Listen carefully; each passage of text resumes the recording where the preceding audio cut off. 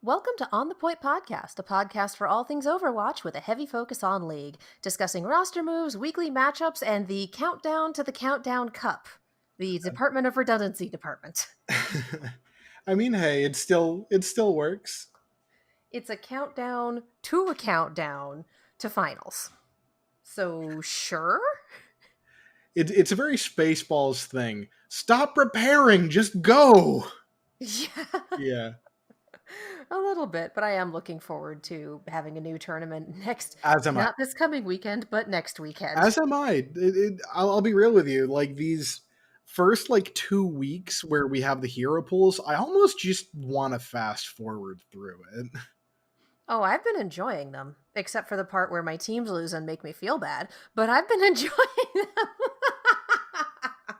I mean, don't get me wrong, new comps and stuff are cool, but at the same time, I feel like when the bans are off, the quality of play is higher, and also there's more to learn, and you also get a better sense of where teams are, because some teams that are really good, or the bans make some teams that are quicker to adapt perform better, whereas teams that are a little slower will perform worse. I don't know. It messes things up in terms of understanding where everything stands. This is true. I will say at least it's not every week. And we are getting a solid week of non-hero pool play this week Yes. as well. I think this is the best compromise they could have come up with in terms of hero pools and tournaments and getting stuff figured out. Mm-hmm. Anyway, I'm Katie. I'm the support main. I'm CJ. I am the tank main / coach. Yes, and we should talk about this past week, which is our last week with the current hero pool. So the Orisa, May, Ana, Widowmaker. There we go. That one. Yes.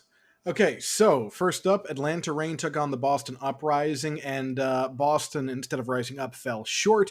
Atlanta picks up the 3-1 win. Notable for the first time that they're able to. Pick up a win after dropping a map. Correct. Yeah. Okay, Atlanta. Next up, Florida Mayhem takes on the San Francisco Shock, and Anarchy and Mayhem did not reign. The Shock picked up a 3-1 win in pretty commanding fashion.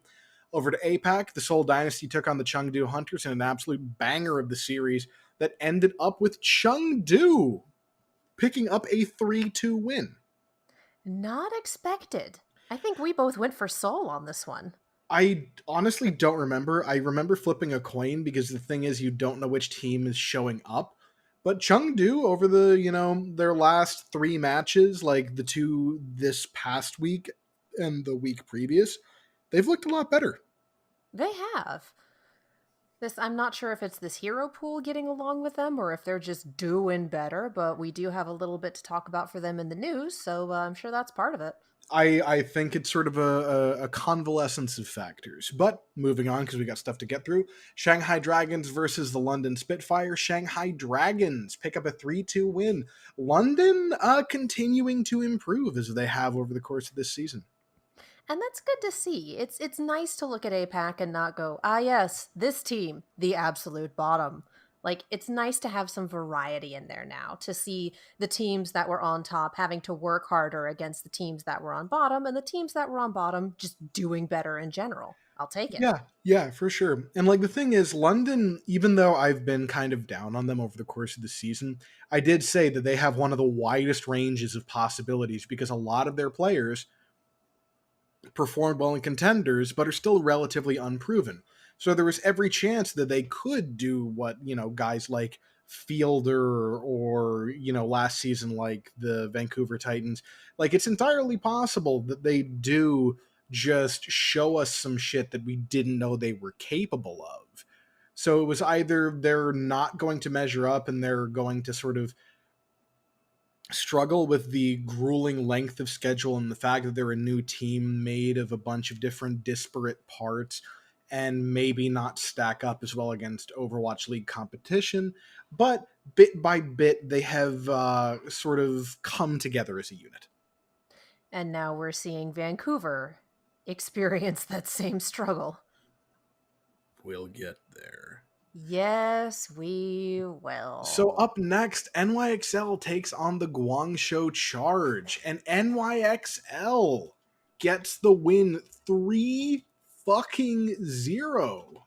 Which is not what either of us expected from the champions of the Summer Showdown. No, especially when we have a New York Excelsior roster that has struggled across the various different metas we've seen during this season. They are they're just They they showed looked up. so much better. They really showed up. You know, with New York back in, I hesitate to say like back in contenders, like back as a contender, because it's been easy enough during I want to say, wow, this entire sentence has gotten away from me. New York has been a mid-tier team in APAC for a while. Mhm. They're doing better, and it's good to see because there's no Yeah. reason they shouldn't be doing better. So here they are, doing better against Guangzhou, who was a low tier team last year and has just been kicking ass and taking names this season. It's all very crazy. I rather love it. Yeah, there's a lot of back and forth over the course of this. And I think a lot of this is a sort of return to form for New York. Like, so over the course of the season, Mono and Hotba, like as good as they are, haven't really seemed like they click together pretty well. And while they didn't, like I think they did better today. I think Libero looked great on, or no, not Lib. What am I talking about? Um, so We're both having one of those days. It's yeah, fun. yeah. So yeah, over the course of this match, the NYXL definitely looked a bit better than they did throughout. It's just hard to say like what we're going to see going forward because they have had ups and downs and still looked shaky. Even though they did win and performed well, and I was a little bit happier with what I saw now than I was previously. It just, I don't know. They still looked a bit shaky, and I want to see a little more before I'm ready to get back on the hype train fully. Yeah, and we have a week of non hero pool play, so we'll have to see how that shapes up before we get into the Countdown Cup. Yeah, for sure. And I do think that the non-hero pool play maybe even sort of plays to their strengths a little more because while Haxel is a really good Mei and an excellent Brigitte, like Genji is still his bread and butter. And I think we got to see a lot of him in that setting. But what the Orisa adds to Genji play right now is very significant. Yeah. So we'll see what happens when hero pools open up, and I would once again like to express my shock that Genji was not in the hero pool for these 2 weeks. Just Speaking of shock, gobsmacked. speaking of shock, Ah, that back was not over intentional, but I will take it. I will hop on the segue that you left out for me. The San Francisco Shock takes on the Vancouver Titans and gets the fastest victory in Overwatch League history with a 3-0 win. Remember Well, last season when a match between these two teams was the absolute like pinnacle of gameplay that we were going to see, and it was going to be a goddamn slugfest the whole way through? yep. Yeah, that Pepperidge Farm remembers. And now I gotta say, Shock was straight up memeing on them for most of this match. It was disrespectful. I actually saw a number of accusations of poor sportsmanship, and I don't think we have that from the players. I do think there was one particular tweet that stood out to me, and it Yeah. was, take 1-0, we miss the old Titans. Like, that's the point where I kind of go, don't fucking do that. Like, I get it. I get the joke. I get that they used to be like, I understand, but blaming the players for the Titans, for the situation that they're in right now, is where I Yeah. draw the line because we've talked about the shitty management and the upheaval and the fact that they've had no time before they had to play in order to put cohesion together. Like, is they came up from tier 2 an excuse? No, because most of Paris just came up from tier 2 and Yeah. Paris is kicking ass and taking names. But I don't want to sit here and blame the players for the shitty management situation they are in because it is not their fault and we can't all be Paris. So that's the one tweet where I was looking at that going, no, that's poor form. Stop that. I will say that Super Genji making a return made me just fucking cackle. Hmm. Yeah. That was like, so throughout a lot of that match, I was just like, oh no, oh no. And then I see Super back on Yeah. Genji. I'm just, oh no. Like, I because would like to again, point out that. Oh, go ahead. Super's Genji is far from the least impactful that we've seen in the league. However, that's just disrespect. It That's just really disrespect. is. Especially since they've been playing Tayo this week. Like, they were not hesitant about starting him with Florida and starting him with Vancouver. And then to swap him out for Super on Hanamura, like, woof.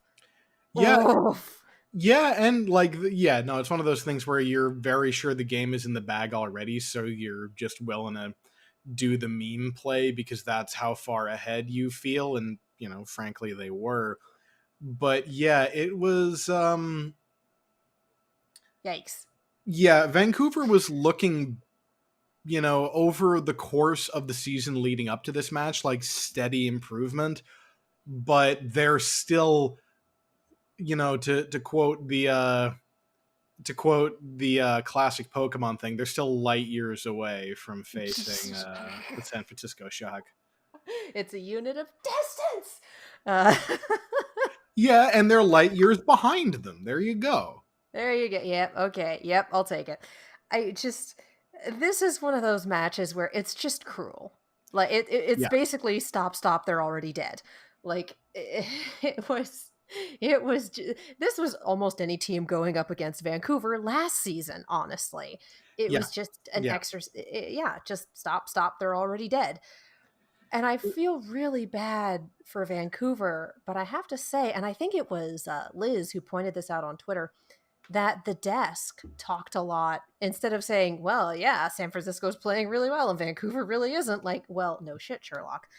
The Yeah. desk instead talked about the mental state and when you're going up against a team that you know you're pretty much hosed against, when you're getting this wrecked, how do you keep from being completely boomed? How do you handle it? How do you come back? So I think that was a fantastic use of the desk talent for one, given that Custa and Reinforce are former pros. I appreciated that angle because you can only say San Francisco is one of the best teams out there and Vancouver's not having a great season so many times before you can just kind of put it on a record and hit repeat. Yeah, and there just isn't that much to talk about this other Disrespect. than yeah, then well, one, the disrespect, but also it's just the fact that Vancouver has had moments of promise and slow but steady improvement.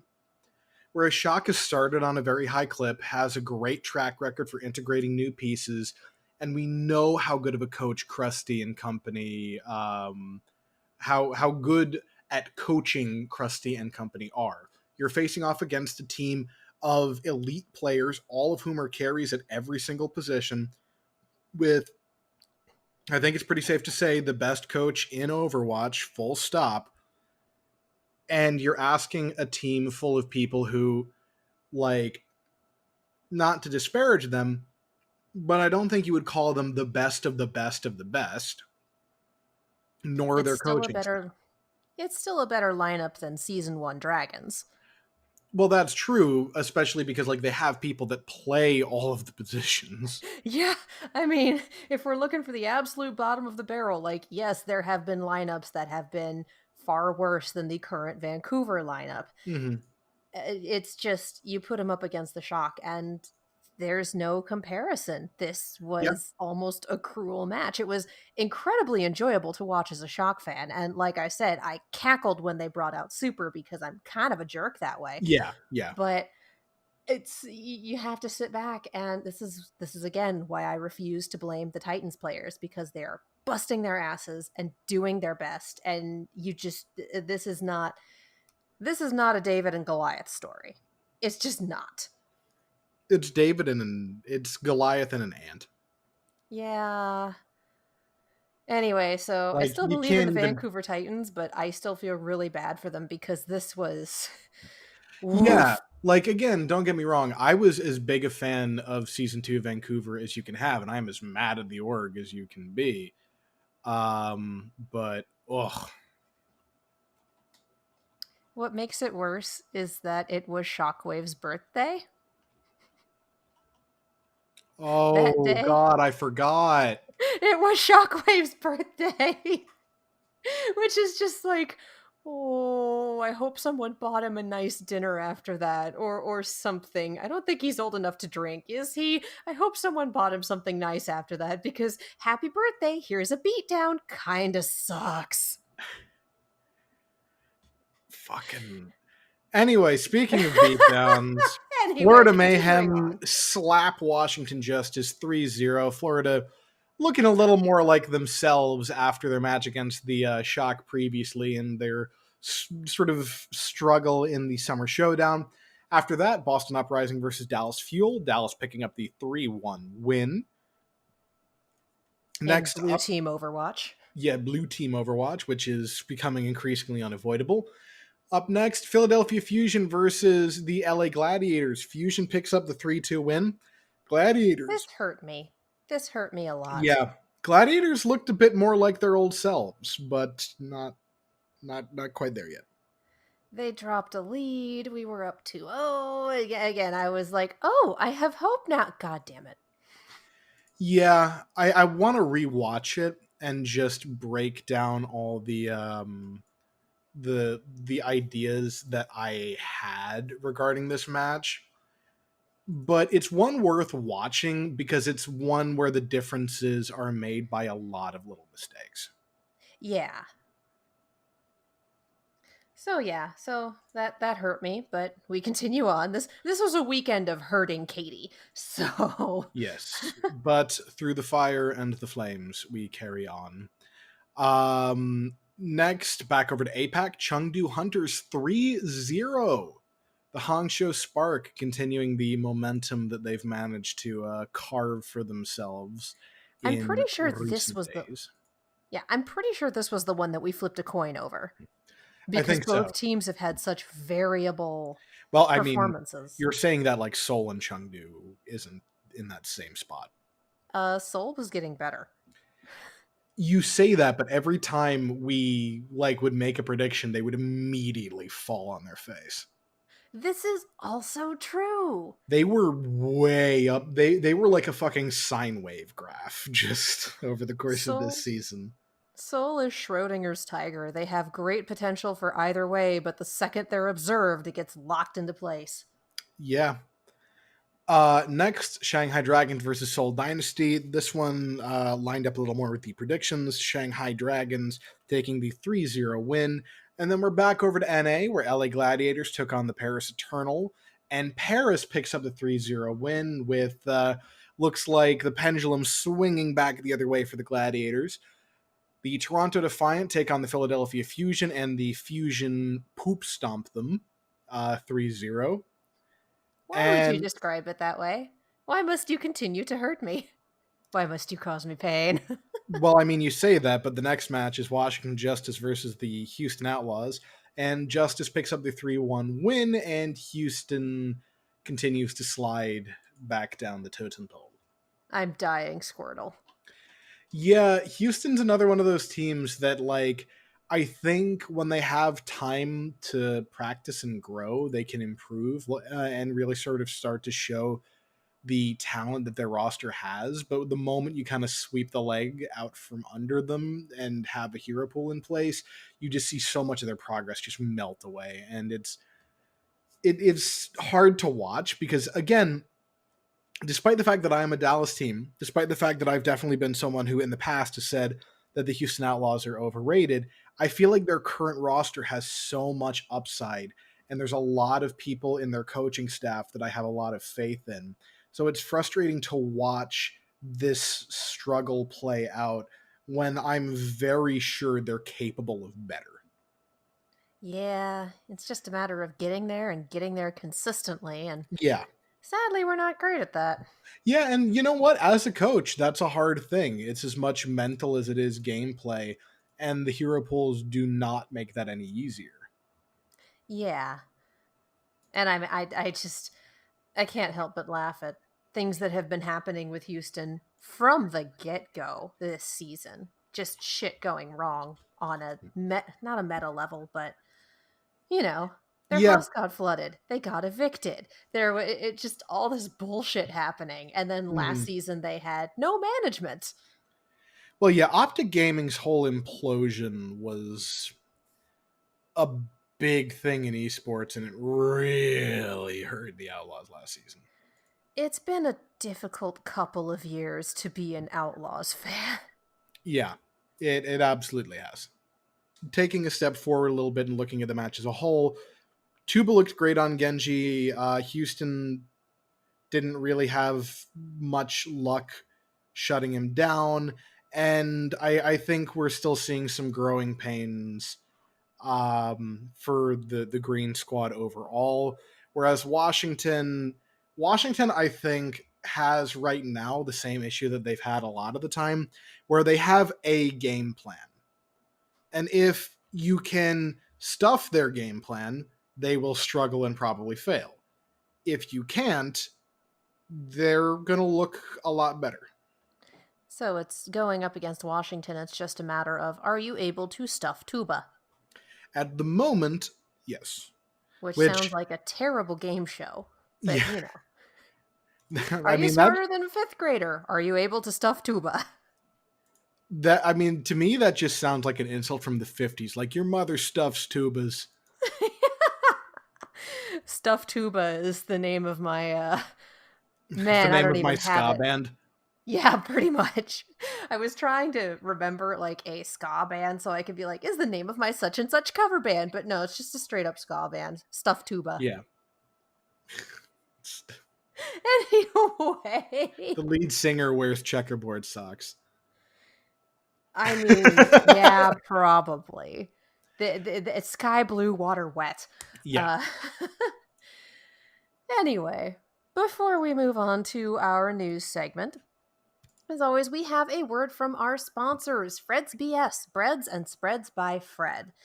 Now, we talked a little bit last week about how he's bringing in a new flavor, and that new flavor is now available. Those are the maple brown sugar buddies. And I can't tell you how they are yet, but I can tell you that my box is in the post, and I cannot wait. I am so excited for these. So Fred makes brown sugar buddies. They are cookies. They are a cross between a spice cookie and a ginger snap and just pure joy. They are soft, chewy cookies. They are fantastic for ice cream sandwiches during these stupidly hot summer months. Or for those of you in the other hemisphere, they are also fantastic for dipping in your hot beverage of choice, your coffee, your tea, your hot cocoa, etc. These are incredibly good cookies. Everything is made fresh. He never does anything frozen. Everything is made in small batches to order. You cannot find these cookies in stores. You can only get them from Fred. He has the normal brown sugar buddies and the brand new maple brown sugar buddies. So you head to fredhebakes.com. That is 3 words, fredhebakes.com, and use coupon code on the point for 20% off your entire order. There are also, I believe this is what he told me, Oh. vegan options available. Interesting. Okay. So for those of you, give me just a moment. I am actually going to double check and make sure that that is accurate. Because I was thinking Yes, please. vegetarian, and then I'm like, the cookies are vegetarian. That is a given. Yeah, it would be hard to find cookies that aren't vegetarian. Yeah, vegan options are available now. That's And very cool.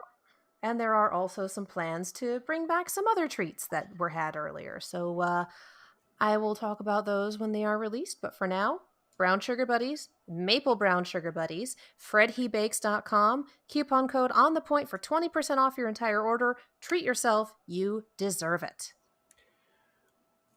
Goddamn right, especially in these fucking times. Yeah, yeah. Anyway, news. Let's Yeah. do the news. Moving on to news, first thing I want to cover is the fact that the Genji nerfs were implemented and then rolled back within about 2 hours. Why? You know what? I don't rightly know. Um, It just, you know what? We're going to try to balance Genji. Actually, you know what? Never mind. yeah, like don't get me wrong, I if there's some sort of patch issue, roll it back, whatever.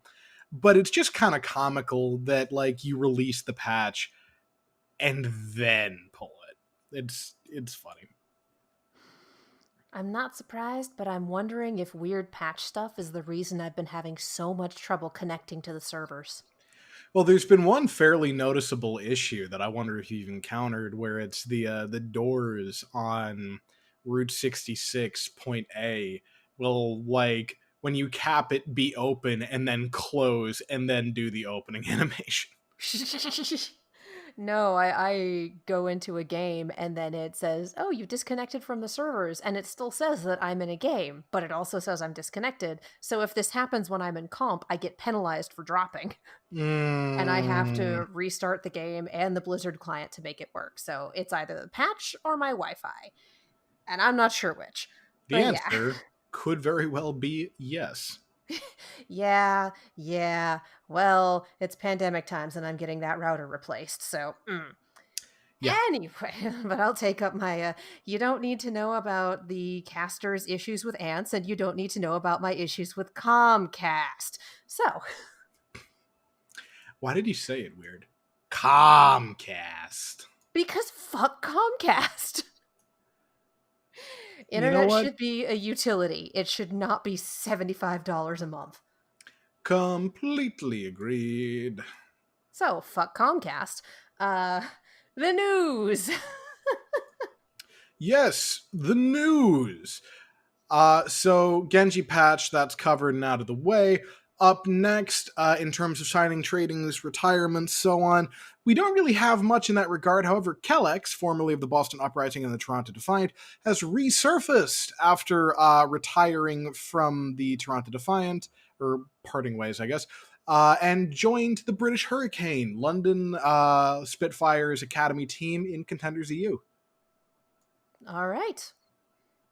Well, Yeah, here's it's hoping he kind of finds a neat. good team there. Well, yeah, London Spitfire or British Hurricane has consistently been a pretty impressive team over the course of the EU contenders' lifespan.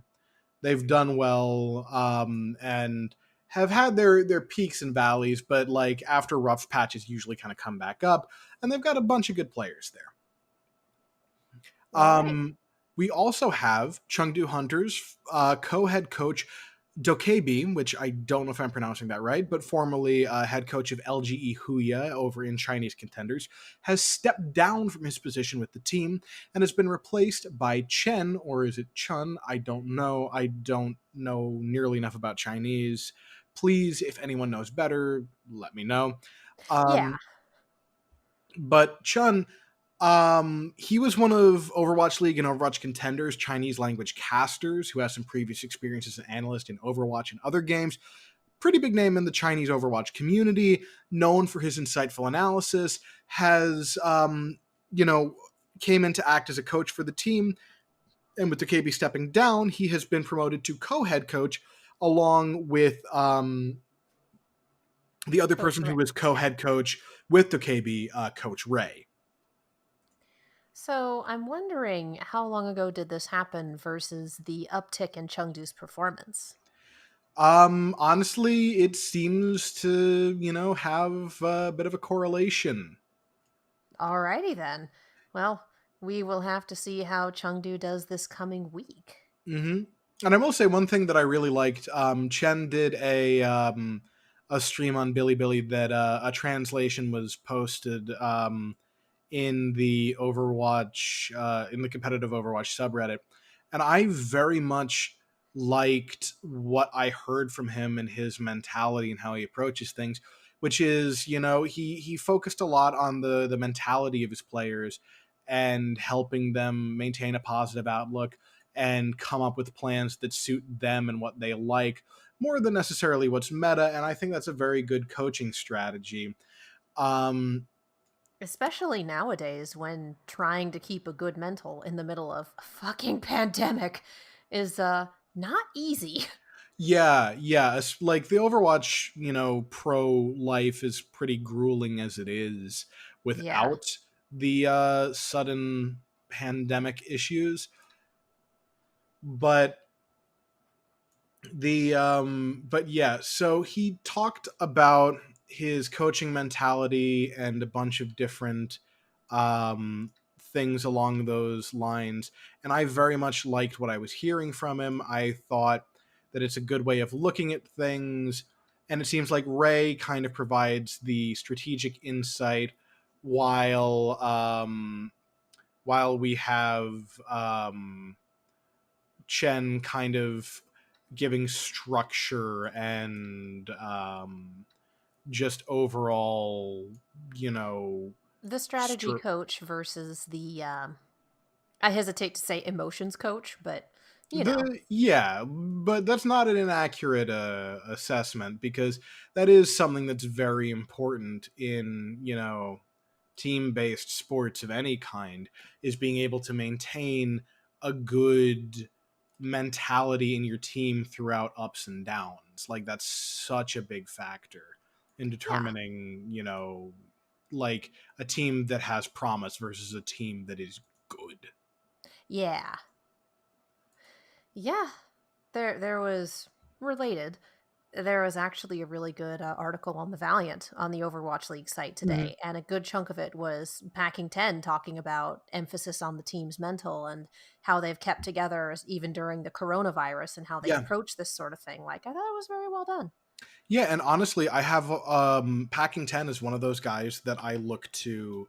Like it's Packing 10 and Krusty, and I think I'm going to kind of be studying Chen in the near future as well, in terms of just coaches who I think have a very good bead on things and who, are worth learning from in terms of just putting a team together and looking at all the different pieces. All right. CJ's top 5 coaches. I'll be asking you at the end of the season. Yeah, yeah, no, I'm sure, and I'll try to have some answers for that. All right. So next up, Violet from the San Francisco Shock has been fined and suspended for one game by the San Francisco Shock for toxic behavior on ladder and on stream. What did he do? Flaming other people on his team. Um, so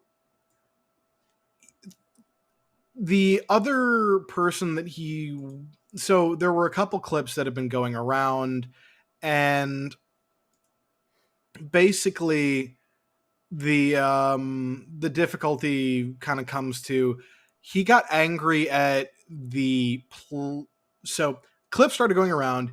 He was getting angry at a person on his team for they died as Brig and then swapped Mercy, and he was flaming them for not swapping back to Brig, calling them a certain slur for mentally challenged people Oh that starts with an no. R that I'm Oh. not comfortable with saying. The Um, R word. yeah. Oh my god. And that sort of spun into a lot of people posting encounters with him that kind of had a similarly toxic, just flow of events. And apparently this is a repeated pattern. He, streams, he flames, he gets toxic, he insults people, he reported someone falsely on stream. It's Wow. Yeah. Wow. Huh. Huh. Okay. Yeah. No. Hmm. Hmm. And he's only out for one game. One game and fined. But one thing that people did mention that I feel like is kind of worth bringing up is, isn't this what got XQC kicked out of the league entirely? Yeah. Yeah, it is. And don't get me wrong, I'm not saying that, I'm not saying that what Violet's doing is somehow excusable or anything. I'm just saying that it seems like the punishment here is a little inconsistent. Yeah, I will also say that racism, the use of racist slurs, is seen as a worse crime than the use of the R word. So, Hmm. you know, I'm not going to judge there either which way. Both of them are bad. Don't do it. But yeah, Yes. just, yeah. Ugh. Yeah, Kevin Sorbo.gif, disappointed. there's not much that I'm happy about in regards to this whole thing. Um There's nothing to be happy about in regards to this whole thing. You kind of hope that as the league we could put this shit behind us, but toxic Overwatch fandom is still toxic Overwatch fandom even at the highest levels. Oops. the one like sort of plus that I will give at the moment is that Shock responded to this quickly. Yes. That that's one of the that's one of the things that esports tends to have over meat sports is meat Mhm. sports doesn't respond, there are no consequences, whatever, whereas esports goes, we're gonna sit them down and we're gonna look into this shit. Like they did it with Dreamcasper, they did it with Mofin, they took their accusations and whatnot and they go, okay, so we're sitting this player down and we're going to look into these accusations and we are going to take care of it. So I can appreciate that it seems like most teams in the league as a whole, are fairly good at, hey, this is an accusation. Let's investigate. Let's actually take action. Like, I can appreciate that. Yeah. Yeah. And I have things to say about toxic fandom. I've been playing a lot of comp recently, but you know, I as all of you know, I play in bronze because I don't pretend to be good.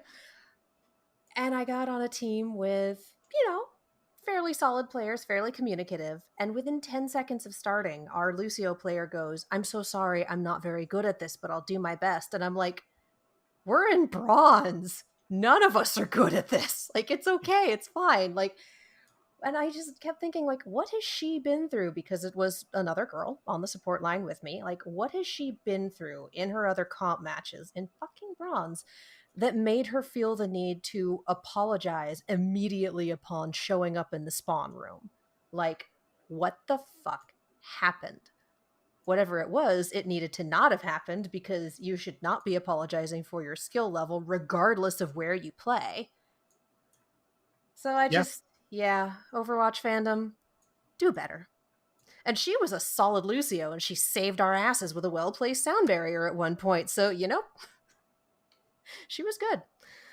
So, yeah, Overwatch community, I hesitate to use the term police your community, but take care of your own. If there is someone that you know is causing problems, you sit them down. If they will listen to you, you sit them down, you explain the issue is, and you get them to fucking stop. And if they Yeah. don't, you report their asses. I don't care if they're your friends. Clean house. Yeah, seriously, cut the bad fruit off the tree and make the sacrifice. Yeah. Yeah, just do better. And if your friends are willing to treat people they don't know like shit, why are they your friends? Uh, I have a lot of judgment recently, just with things happening the way they are. But regardless, Overwatch community, I know a lot of you are trying. I know a lot of you are doing well. Good for you. Now, do better. Do better. None of us are perfect, but we can all try. Mm-hmm. Anyway, Yeah. something that had a lot of rage but was also really fucking funny. Yes, looping back around to something positive and wholesome. Zoe reacting to Mr. X and Reinforce and Sideshow making cakes. I appreciate that all of them were disqualified at the end and we have no winner. Yeah.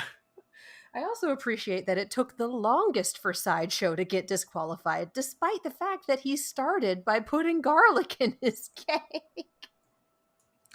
Yeah, like the thing is, like, despite the fact that that's a terrible idea, I respect the risk taking of it.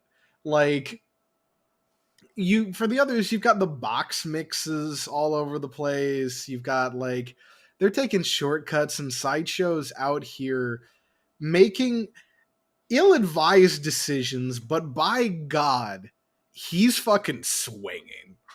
Like, honestly, if he hadn't done the garlic, I would have just, even with the Pringles in the middle, because you can have that hot and spicy versus a sweet. Like, that's legit. I think that would turn out shit, but You know, I would say you never know until you try, but regardless, had he not had the garlic in there, I would have just slapped winner on his video immediately because he did a shaped cake.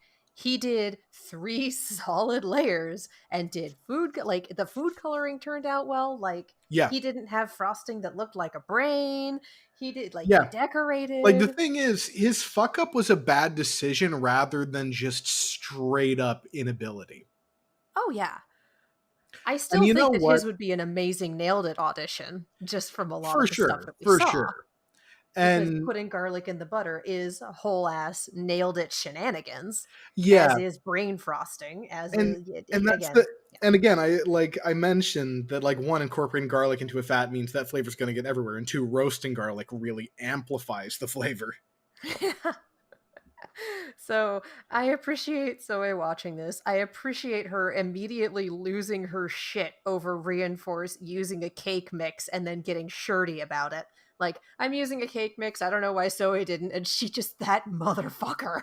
Cause I'm not a Yes. bitch. Yeah, Zoe is a Renaissance Cause woman. I'm I not firmly six. believe she can do anything. Cause she's not 7 feet of coward.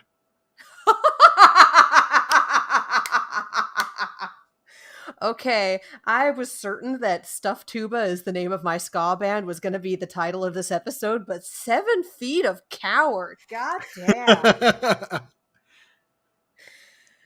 I'm taking notes. I appreciate all of that. Yes, I rather like that everyone got disqualified by the end. I still would like to As is submit just. all of these videos for the approval of the Midnight Society, for the approval of the if, Nailed It Society. if anyone doesn't get what the Midnight Society joke is, just look up Midnight Society on Twitter, please. I mean, that's amazing, but Are You Afraid of the Dark is available on Verve, so you should watch it.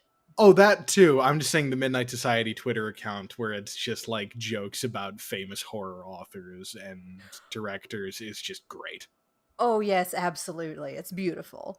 But just the I still love the one where they're like, don't ask about the name of Lovecraft's cat. God. If anyone knows, That is in my yeah. Google search history from a few years back when someone mentioned it and I went, "Huh, I wonder what that is." And then I looked it up and I was horrified. For those of you who don't know, I will not be saying the name. You can mar your own Google search histories with that, but please understand that even for the time, Lovecraft was considered extremely racist. Like, his colleagues were like, "You want to tone that the fuck down?" So, yeah, Yeah, no. and notice that the majority of his stories, even the ones that don't have some commentary about people of various races, notice that a ton of it, a ton of the evil involves humans crossbreeding with another species of some kind. Notice misogyny is a recurring theme. Like, conceptually, there's some fun Lovecraft shit, just the outer world horror stuff, Mm-hmm. but If you want to quickly educate yourself, Overly Sarcastic Productions has a video on it that goes into his life a little bit and also gives you brief plot summaries of several of his more notable stories. And this is also why I cannot, I couldn't see whatever my brain just goes, a mysterious color unlike any seen on Earth, because that's the repeated uh that's how she says it, and it's beautiful, and I love it. Yeah, Mysterious colors, unlike any seen on cut. Like, cut and continue with the rant. But yeah. Anyway, yeah. this was a beautiful video. I really do think that we need a Nailed It esports episode whenever we're able to go back to filming, and I will definitely be making that YouTube playlist and tweeting at Nailed It and being like, guys, I got your guest judge and your 3 contestants right here. Just do it. Just do it. Mhm. I can see Sideshow just showing off the Nailed It trophy. Oh yeah, no, he would like anytime he's making a video in his house have that like front and center. Oh, absolutely.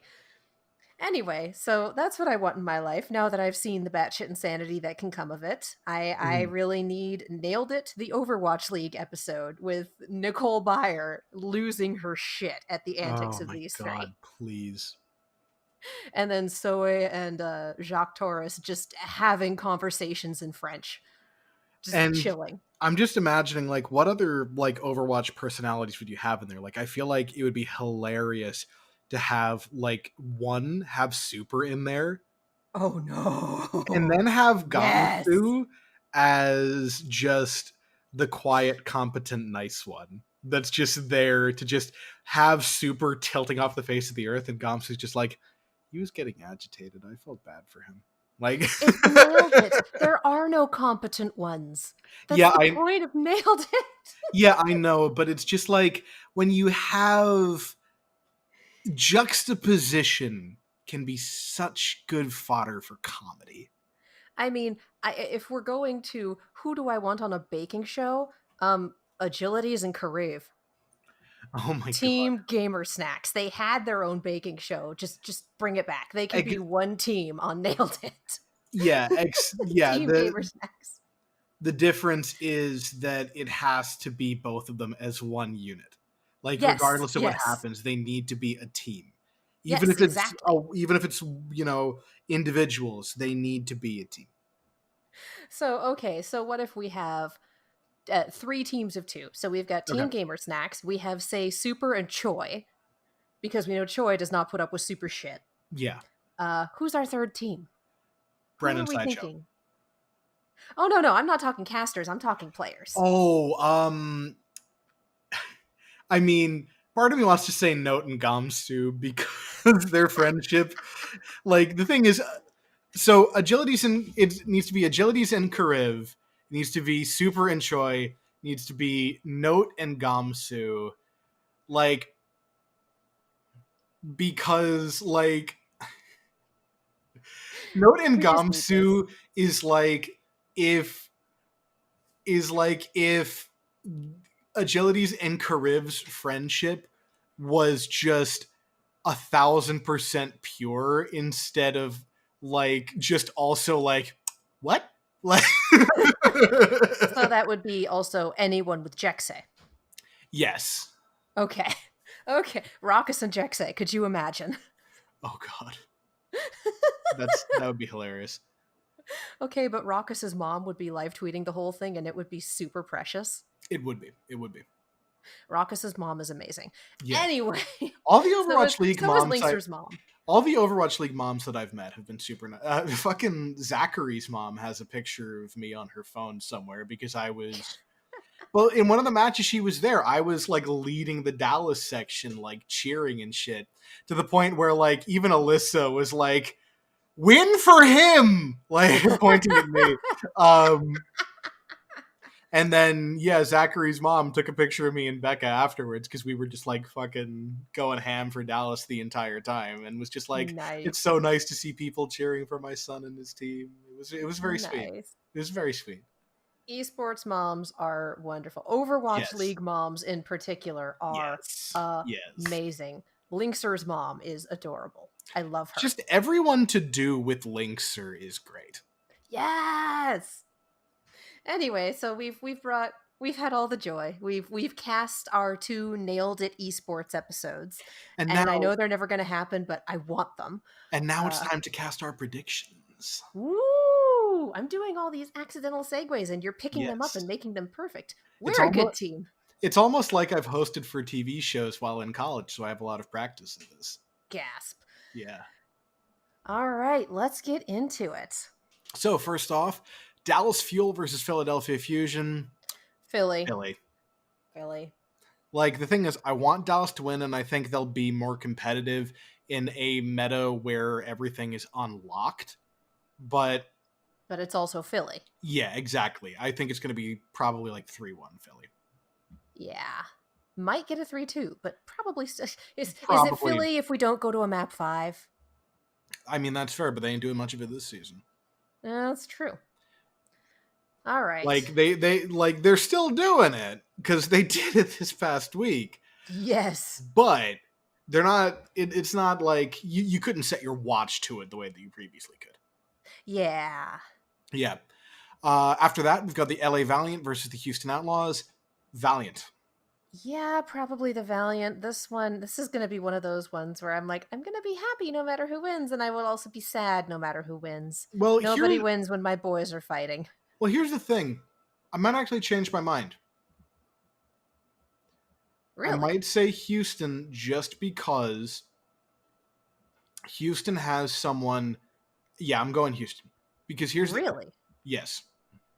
Valiant looks stronger overall, but the thing that you need to take into account is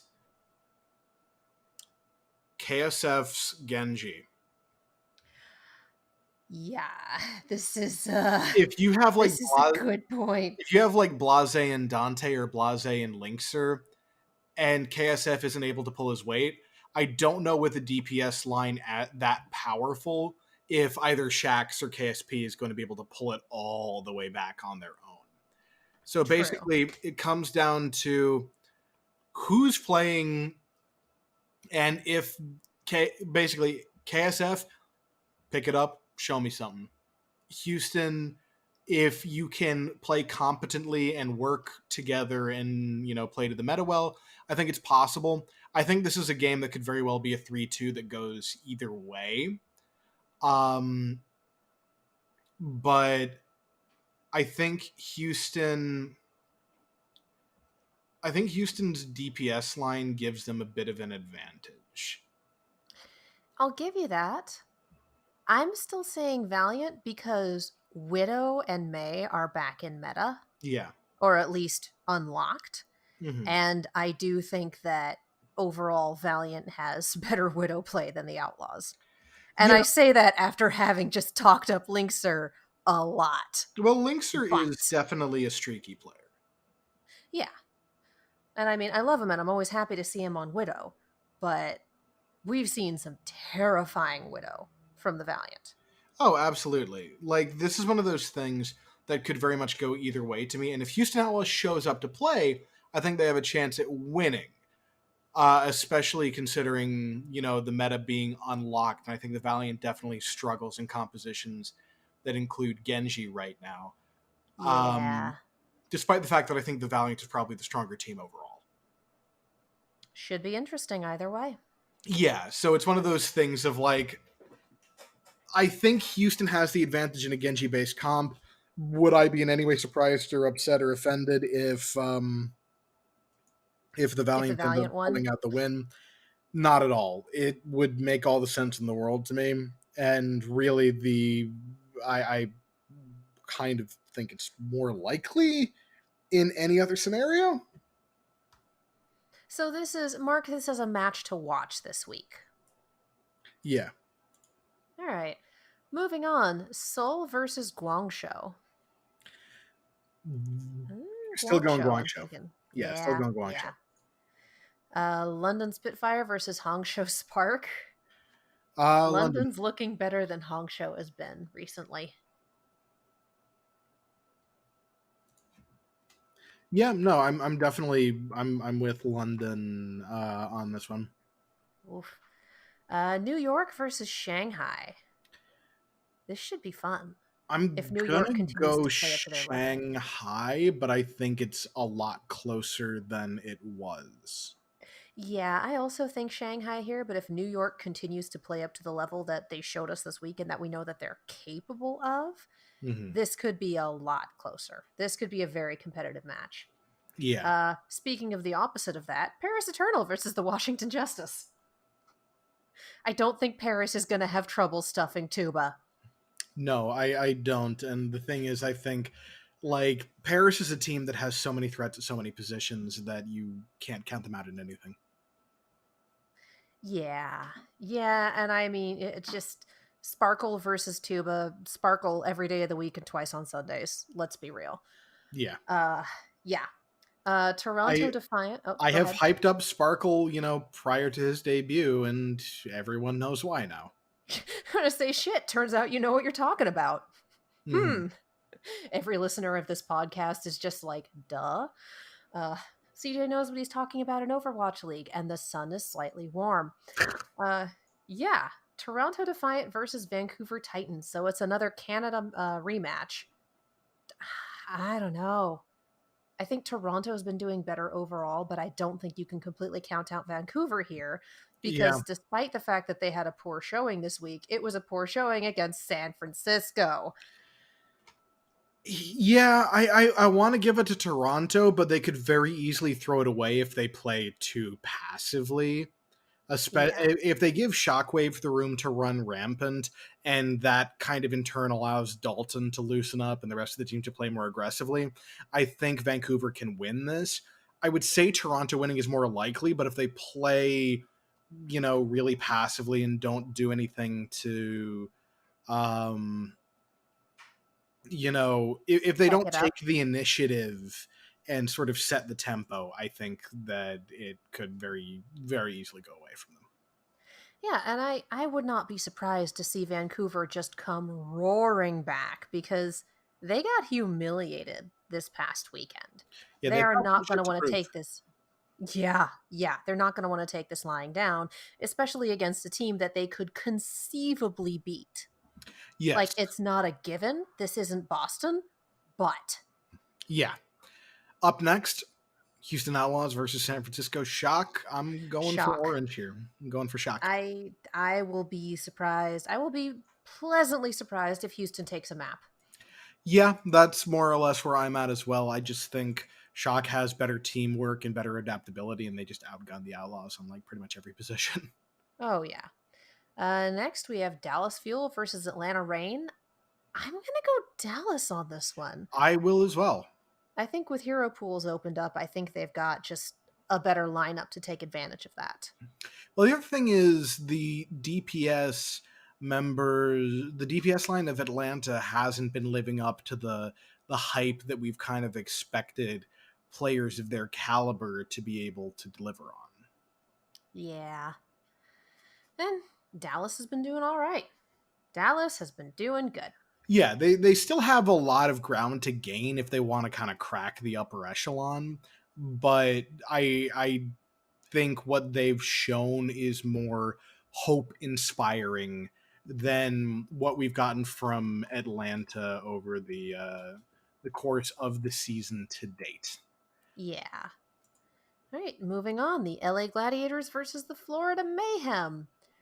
Probably the Mayhem, let's be real. Yeah, it's one of the Yeah. like this is another thing where I think Genji and Arisa coming back into the mix can change things up because I feel like Kevster on again, I feel like BQB and Yaki being kind of the only DPS that this Mayhem roster really has available to them does kind of give them a certain opportunity cost. Like Yaki can definitely play Genji and he's not bad at it, but he's better at other things.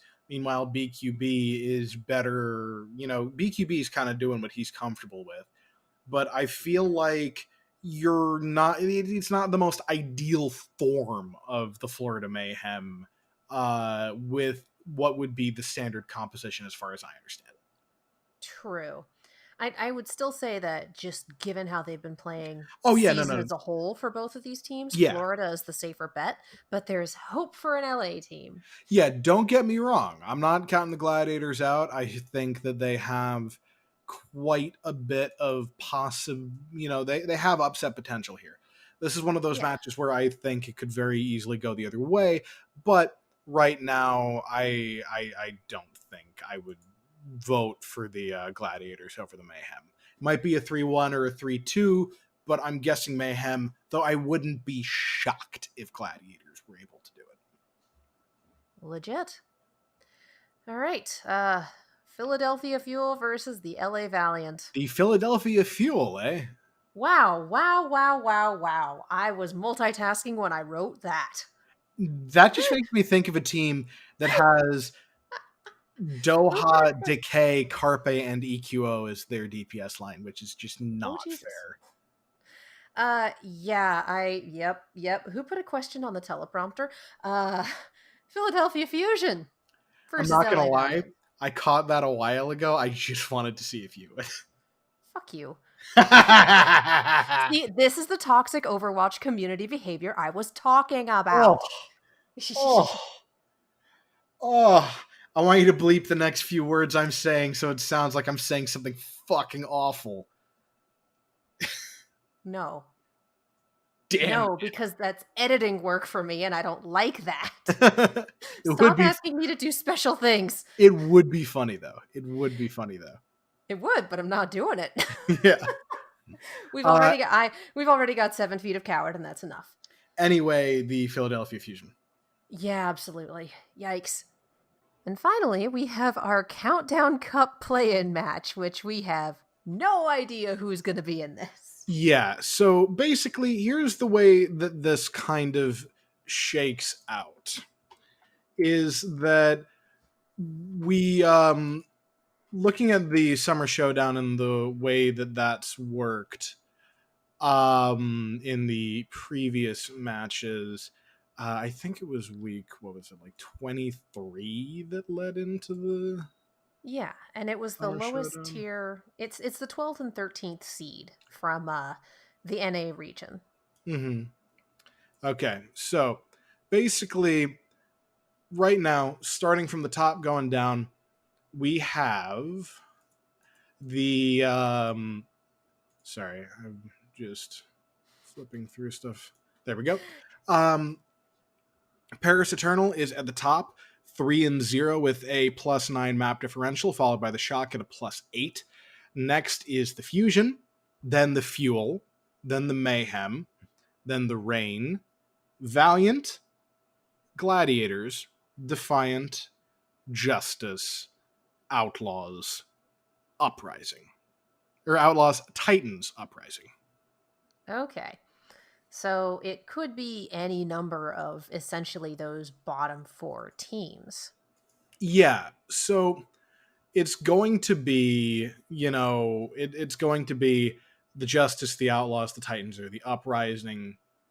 Looking at the matches coming ahead, I think it's very likely the Valiant, the Valiant could knock the Outlaws down into that spot where they're kind of fighting for their tournament life from the word go. Well, I'm pretty sure Boston is a given because I Oh don't yeah, think Boston doesn't play this week. no, they don't. I'm just saying, Boston's definitely going to be there, 100%. Yeah. The Outlaws, I think the Outlaws very, it's going to be the Outlaws or the Titans, I think. And the Because, Titans have a better chance.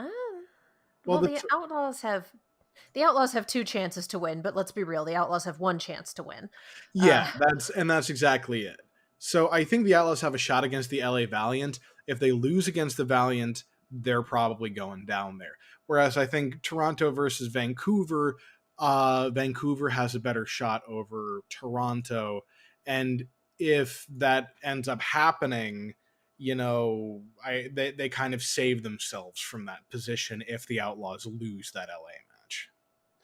Regardless, I do think that whoever goes up against Boston will win because Yes. Boston. Yeah, because they've lost the steam they managed to build. Yeah, and I mean, Houston, we've seen them go toe to toe with Dallas to a map 5. We've seen them, like, they've been having a rough time these past few weeks, and let's be real, these past few seasons, Hmm. but they're not the absolute bottom. We are past the point where it's Houston versus Boston map 7 evenly matched. Houston has improved. Yeah. Yeah, no, I think Houston has an opportunity to get out of that, need to play in. They just really need to work for it. Yeah. Well, I also think that the Titans, if they went up against Boston, would just wreck them. Yeah. I could definitely see Titans coming out ahead there. So yeah, in the qualifier match, we're just looking at probably not Boston. Pretty much. Dear Boston fans, I'm so sorry. I know how this feels. I've been a Valiant fan. Yeah. I'm a Dallas fan. Yeah, we've all kind of been like, oh right, remember the days of 0 and 7? They're back. Everyone's team sucks sometimes, even if you're New York. So, we can all just agree to take care of each other. Yep. Cool? Cool.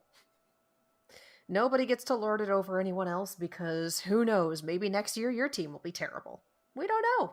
I We mean, don't look know. at Vancouver. Yeah. Mm. I know.